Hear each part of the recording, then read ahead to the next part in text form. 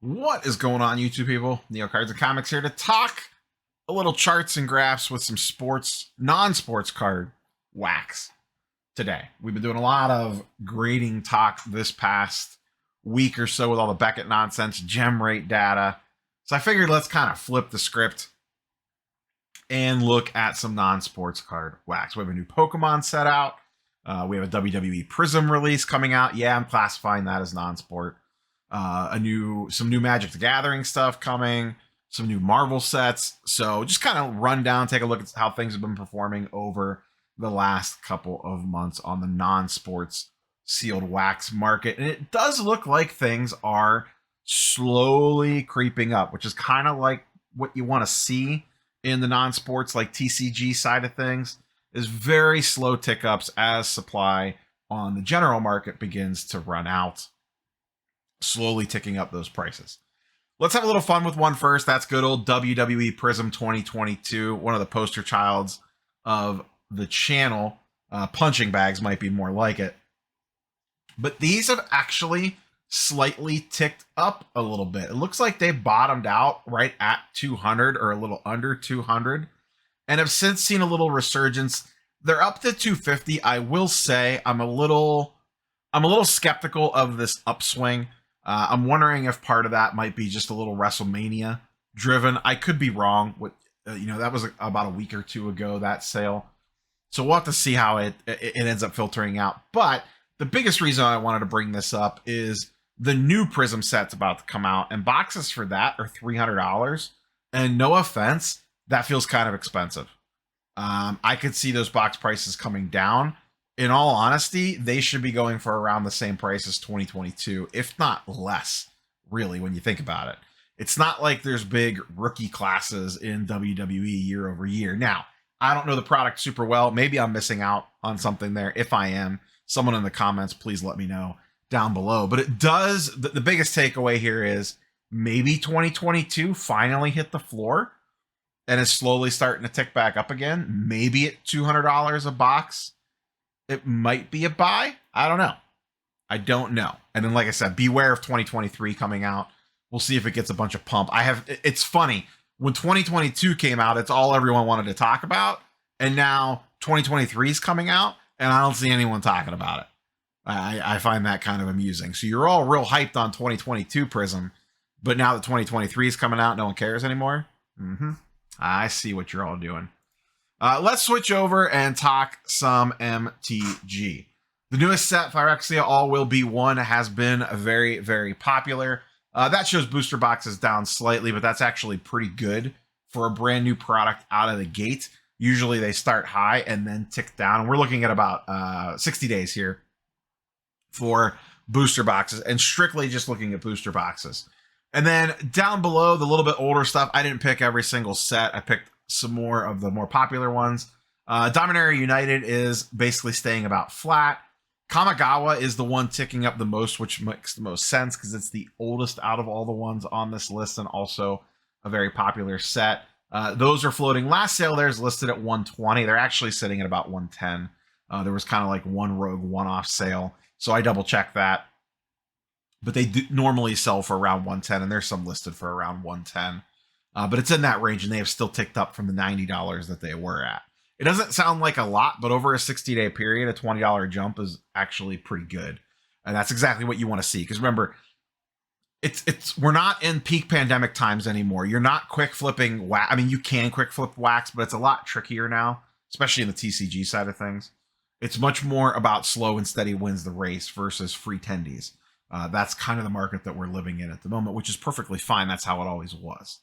And then we have double masters down there, slightly ticking up as well in the draft booster boxes. We have a new set coming out very shortly in March of the Machines.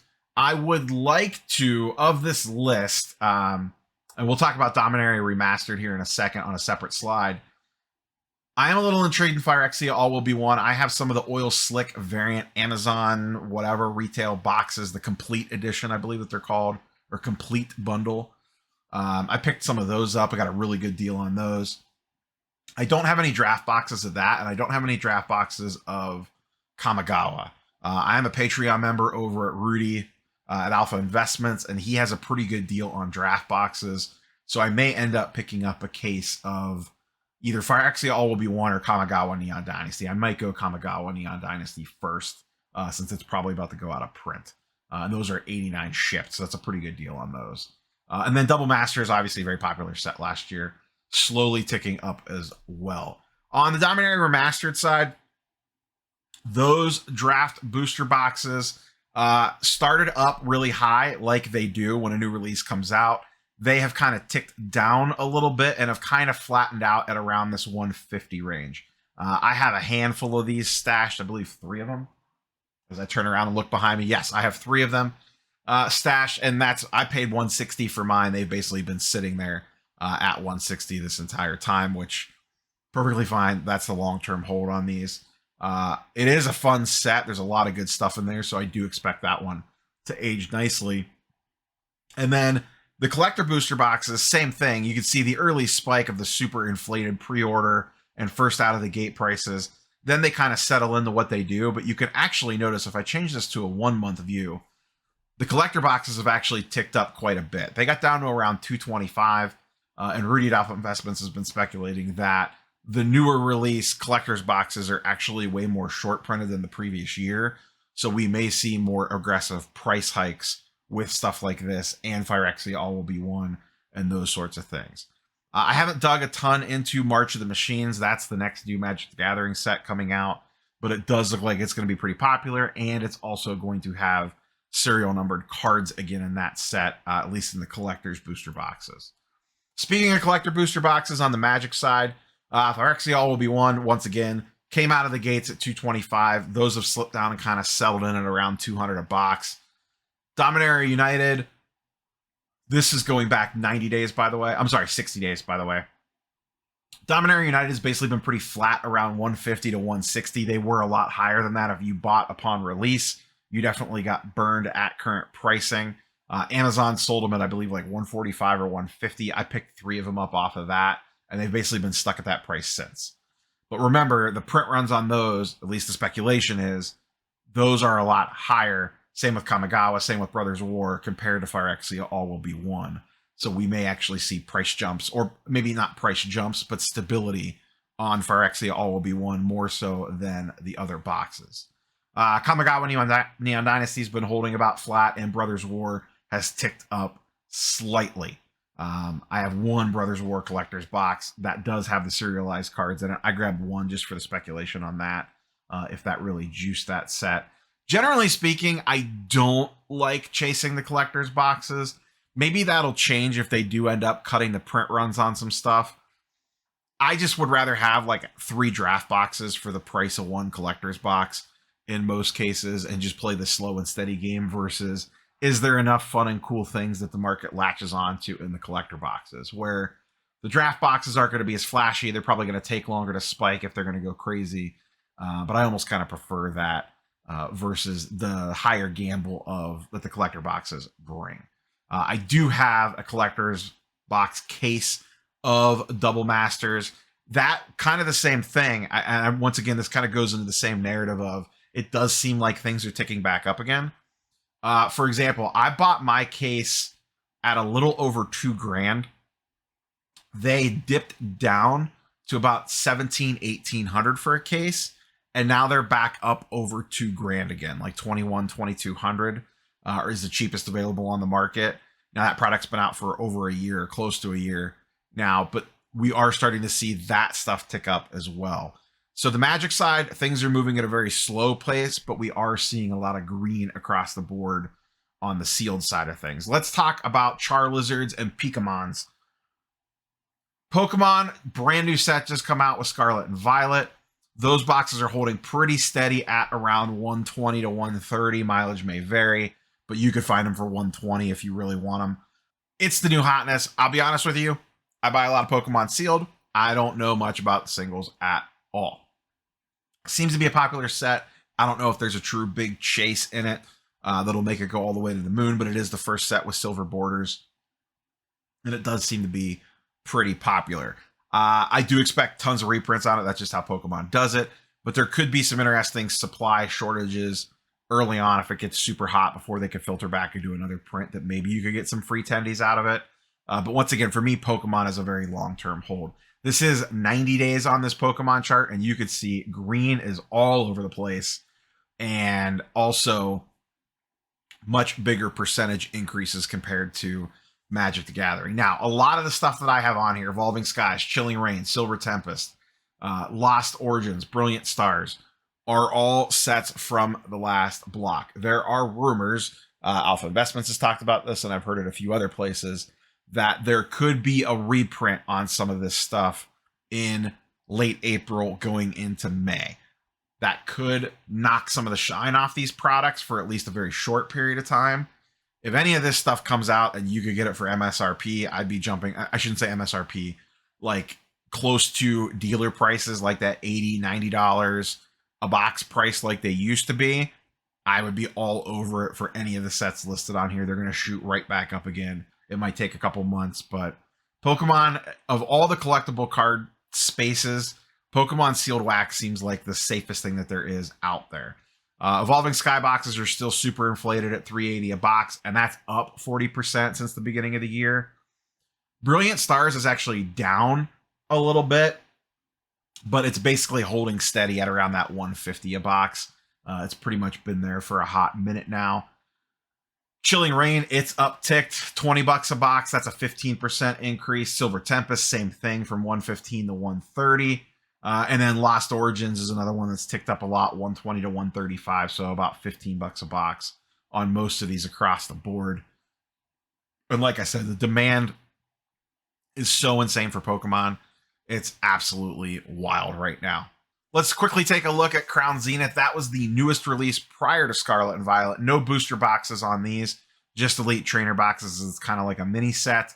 ETBs on these are holding steady at about $50 a box. You can find these for between $50 and $55 most places. Every once in a while, you can catch a deal. I know Amazon had them on sale for $44. I tweeted out the link to that and posted in the community post. They went pretty fast. They don't last at that price. There'll probably be more reprints of this as well. The one that's actually held up really well and has ticked up slightly are the Pokemon Center exclusive ones. Those you can only buy on Pokemon Center's website. They sell out prior to release typically.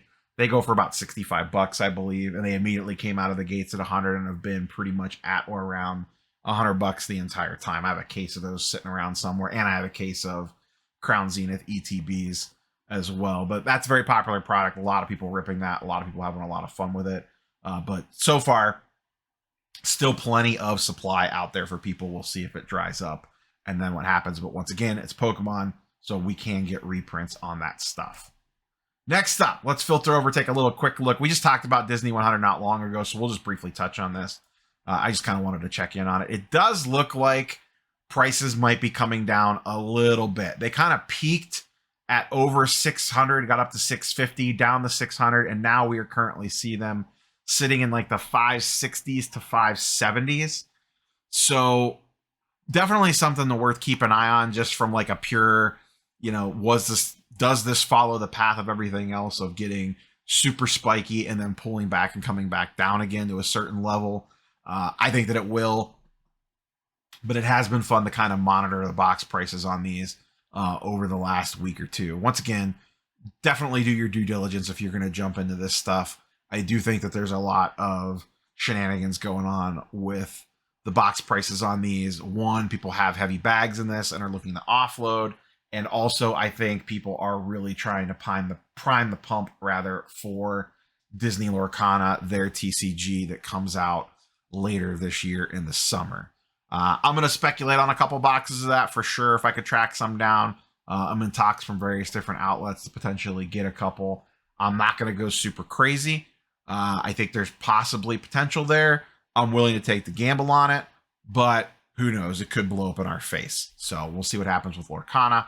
But we'll filter that in here and there once we kind of get closer to that release coming out. Let's flip over and talk a little Marvel and then kind of wrap this puppy up. The three boxes that I always like to check in: 90 MU, X-Men Metal, and Spider-Man Metal. Spider-Man Metal still continues to slowly tick down. Those boxes are under $400 a piece now. Kind of surprising that they've come down that low, and they have dipped below X-Men Metal. And you actually see over the last 90 days, X-Men Metal has slowly ticked up a little bit. Now, that's mostly going to be supply driven. Spider-Man Metal, in my opinion, is the better set, but supply is starting to dry up on X-Men Metal. You can see only 16 boxes have sold as opposed to 43. That set's got about an extra year on the market compared to Spider-Man Metal. So, as always with wax, supply is always getting lesser. It's the one thing that supply is always getting lesser on. Spider-Man Metal still trying to find its floor. We'll see where that settles in. And then 90MU just never ceases to amaze me. That sucker's been at 700 box forever. And they sell all the time. You can see 81 boxes have sold over the last 90 days, and it is just holds steady at 700 a box. I have no more sealed boxes of it. I think a lot of people are still ripping and sending to PSA and doing pretty well on PSA 10s from that set. You're not making a mint like you were before. Those prices have obviously come down, but you could still do pretty good on a lot of PSA 10s from 1990 MU. Maybe that'll be a fun video to kind of circle back and look at what some PSA 10s are going for from that set. But 90 MU is just like undefeated when it comes to sealed wax. It just keeps churning. Checking in on Fleer Ultra Avengers really quickly, the box prices seem to have kind of settled in at about $325 to $330 a box on occasion. I've seen deals at shows where you can maybe pick them up for like $320, $300, but online you're looking at about $330 per box. That seems to be about the going rate. Like I said, I've seen some dip below that, but the last few have been at around that price point. Really fun rip, really good set. Really popular. A lot of cool chase cards in there. A lot of cool inserts. We'll see how these boxes age as time goes on. And I have not ripped any personally, but I've heard the blasters are really good too. So if you find blasters in retail and you just want a good cheap Marvel rip, potentially not a bad way to go. And then closing out, speaking of good, fun, cheap Marvel rips, at least from everything that I've been told, I've never ripped one personally. I'm hoping to get my hands on one next week. Marvel Annual came out 2021-2020, just a little bit late, but it came out today actually, or this week. Very good entry level product. There are some cool chase cards in here, absolutely. But if you want a good, fun product to rip with kids, or you just like to rip wax and you want to throw something together, very good set for this. I did not rip any of the previous year's set. But I will look for some singles potentially from this one. Like I said, I'm hoping to get a box next week for this. If I do, I'll do an opening on the channel so you guys and girls can see it firsthand. But for around $90 a box, there is worse ways to go if you just want to rip some Marvel cards and not lose your butt on it and just have a good fun time. So, and then a lot of new Marvel releases coming. Tons of Marvel releases coming. It seems like they are really playing catch up right now with releases. We're still waiting on Marvel Beginnings, Marvel Lore. There's the new X-Men versus Avengers thing. I think Loki TV show boxes are coming. There's a new What If that just got kind of ghost announced. There's going to be another Marvel anime, which I really missed the boat on the first Marvel anime that came out right before I got really back deep into Marvel cards. I bought a lot of singles from that set. That's going to be a good, fun rip. I don't know from like an investability standpoint how it'll hold up. A lot of that set is built around E-Pack achievements for sure. There is some cool cards out of it, absolutely. Some of the parallels and the mosaics and the different nonsense, but keep an eye out for that one too. That would be one I might pre-order a couple boxes for the Marvel Anime Series 2. So that's all I got for you, boys and girls. We will catch you on the next one. Peace.